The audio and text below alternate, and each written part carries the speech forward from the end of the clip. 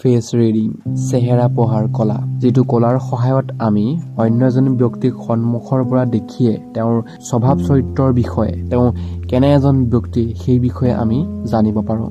নমস্কাৰ আপুনি চাই আছে আমাৰ ইউটিউব চেনেল সাইলেন্ট মাইন্ড 0.1 আপুনি বাৰু জানেনে প্ৰথম দেখিয়ে কেনেকৈ এজন ব্যক্তিৰ বিষয়ে বহু কথা জানিব পাৰি হয় আপুনি প্ৰথম দেখিয়ে এজন ব্যক্তিৰ বিষয়ে আপুনি বহু কথা জানিব পাৰিব তেওঁ কেনে স্বভাৱৰ ব্যক্তি যাক আমি চেহেৰা পঢ়াৰ কলা বুলি কওঁ ইংৰাজীত ফেচ ৰিডিং আৰু এই কলাসমূহ আমাৰ চেনেলৰ ভিডিঅ'ৰ সহায়ত আপুনি শিকিবলৈ পাব আজিৰ এই ভিডিঅ'টোত আমি শিকিম পুৰুষৰ নাক চকু আৰু বুকু এই তিনিটা অংগৰ পৰা আপুনি এজন পুৰুষৰ বিষয়ে কেনেকৈ জানিব পাৰিব নাক পুৰুষৰ নাক ধুনীয়া হলে তীক্ষ্ণ বুদ্ধি হয় আৰু প্ৰতিভাশালী হয় যদি এজন পুৰুষৰ নাক চেপেটা হয় তেনেহলে ইয়াক নিৰ্দয়তাৰ চিহ্ন বুলি কোৱা হয় সেই পুৰুষজন নিৰ্দয়তা ব্যক্তি হ'ব পাৰে যাৰ কোনো দয়া মমতা নাই আৰু মধ্যমীয়া নাক শুভ লক্ষণযুক্ত বুলি কোৱা হয়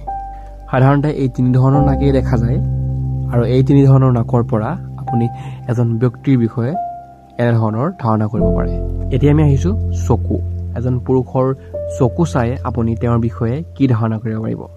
যদি চকু উজ্জ্বল আৰু দীঘলীয়া হয় তেনেহলে শিল্পী হোৱাৰ লক্ষণ কিন্তু তেওঁ ধনী নহবও পাৰে যদি চকু ঘূৰণীয়া আৰু উজ্জ্বল হয় তেনেহলে বাস্তৱ বুদ্ধি সম্পন্ন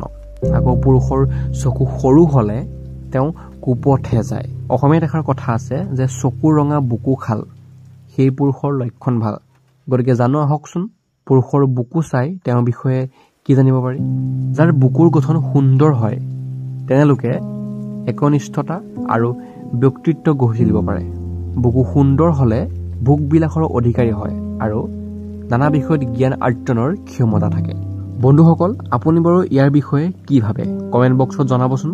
আৰু এনেকৈ এজন পুৰুষৰ নাক চকু আৰু বুকু চাই তেওঁৰ বিষয়ে এনে ধৰণৰ আমি ধাৰণা কৰিব পাৰোঁ যদি আপুনি ভিডিঅ'টো চাই ভাল পাইছে তেনেহলে ভিডিঅ'টো এটা লাইক কৰি দিব আৰু এনে ধৰণৰ ভিডিঅ'সমূহ পাই থাকিবলৈ চেনেলটো সাবস্ক্ৰাইব কৰি ল'ব